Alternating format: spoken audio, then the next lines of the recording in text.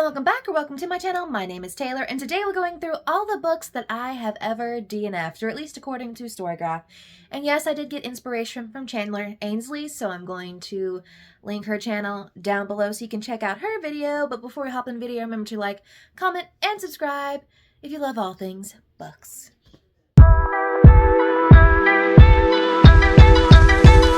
So what is a DNF? This is a did not finish book, a book that just could not keep your attention long enough to finish it. So to me, books, I have no problem DNFing a book at any state. I think there's books on here that I DNF like almost 3/4 of the way through just because I'm like, yeah, not gonna happen. There's a lot of reasons I'm sure that I DNF books. The number one being that I'm just frankly bored.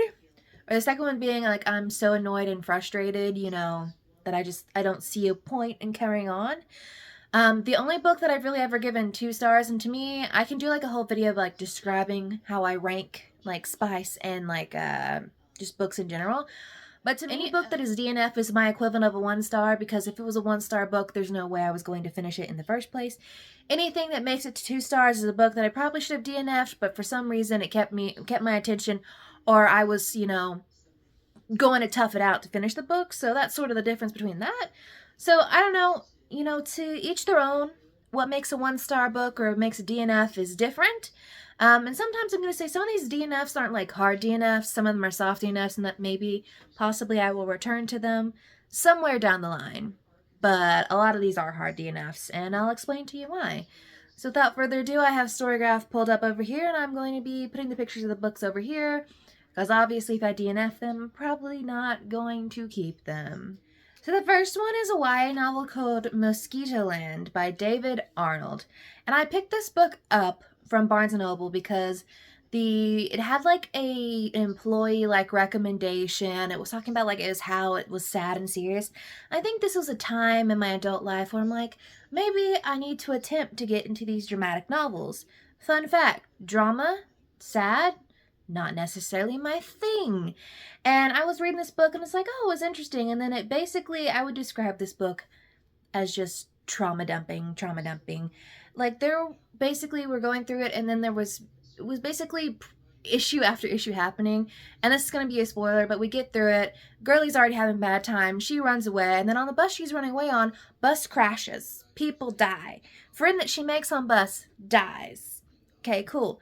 Well, bus operator bus system's like, well, we're going to have to put you up for the night. And then while she's out, one of the passengers tries to, on page, assault her. And it just kind of like goes over. And then just a whole bunch of things kept happening. And I kind of got the vibes that I got when I was reading The Catcher in the Rye. I'm like, sometimes you just need a break. You don't need a book to have trauma for trauma's sake. And that was the vibe. So that is the reason that I DNF'd that one. And then we have Faking with Benefits by Lily Gold. So I picked this up because I heard everyone talk about how like she is like queen of the wide shoes romance. And this one is a wide shoes romance, and she is a lingerie designer, and she's getting with like her 3 neighbors who own a podcast talking about dating from the male gaze, male experience, etc., dating advice.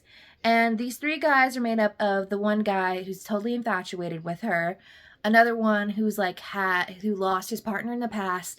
He's like, he doesn't want intimacy. He just like wants, like hookups and all that. And the other one is her former teacher. So just saying. And this is the one that I DNF'd at like 70%. This was so long. I DNF'd it because it was so long. If you were looking for long, spicy, wide shoes, this one is for you. However, at a certain point, some things just get repetitive to me. So, that is why I DNF'd that one.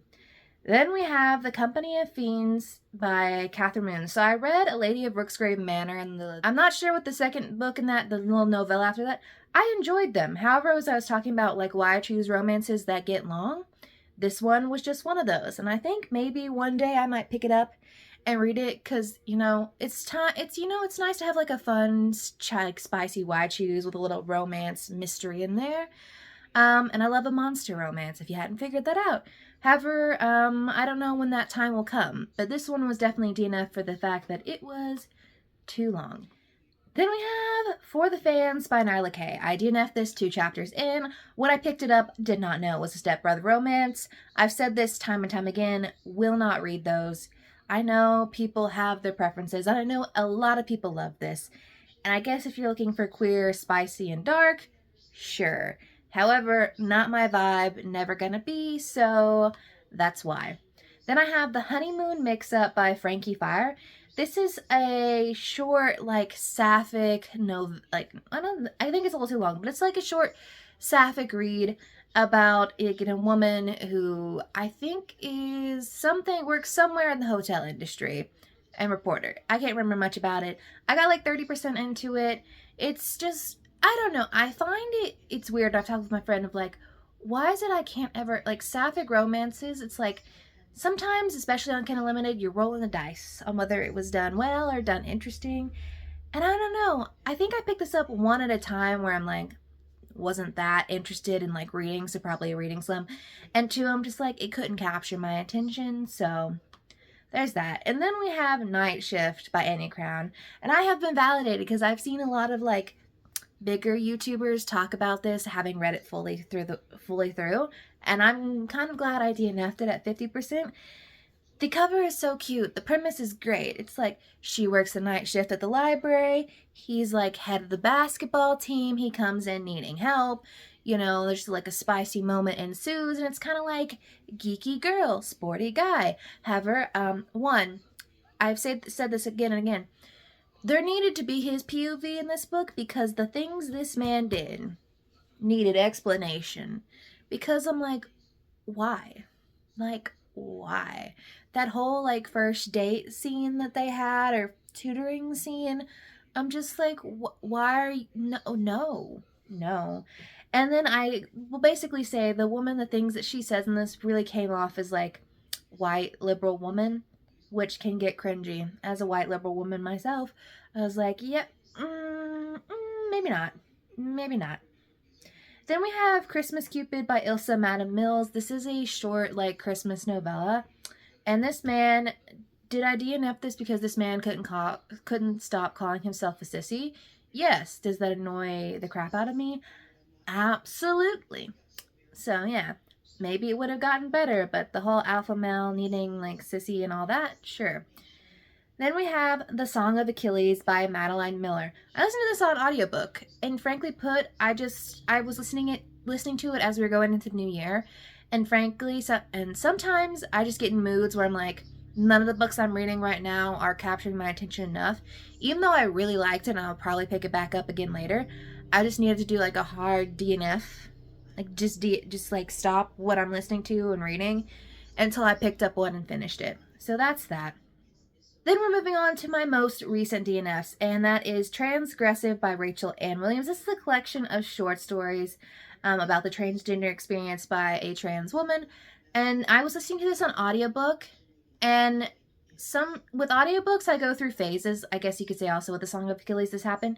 And that when I'm in my audiobook nonfiction phase, I'm like going back and forth. Love it. However, when I'm not in that phase, that audiobook just gets drawn out, and then I just never finish it. So eventually I just decide to DNF it, which is what happened here. So there's a chance that I might pick it up again. I don't know. And then we have Lipstick and Camera Clicks by DJ Murphy. So this is one that I want to go back and read. However, this was a product of, there were plenty of new releases coming out at the beginning of summer that I wanted to read more, and I had just basically started this book during the midst of my reading slump, in May and June this year. So I kept, even though it was really good, I only got like 35% of the way through, and I reached a point where I'm like, I need something new and exciting that I know is going to bring me out of this, versus continuing to read this one that kind of has that negative reading slump feelings associated with it. So I DNF'd it. But I think this one will be really good because it's about a makeup artist whose breakup with this famous influencer goes very viral, and she's painted as kind of like public enemy number 1. So while she's trying to get back on her feet, she applies to this reality dating show, kind of similar to The Bachelor, I guess is what it is, that her best friend that she's had a crush on her entire life is working on. And lo and behold, she gets cast on there, and the lead guy actually kind of likes her. Maybe not necessarily as a romantic way, but likes her enough in a friend way that she is the front runner. And you know, things ensue from there. And I just thought it was fun. It was cute. So yeah, this is a maybe we'll pick up sometime down the way. I'm surprised. But those are all of the books that I have DNF'd, or at least in my adult life. I don't know if I DNF'd books as a child. I mean, I did. I know I did. When I was in the height of my reader phase, I'm sure I did. So let me know, what is your criteria for a DNF? What is one book that you've DNF'd that you think that you might want to go back to? And what would you like to see me do next?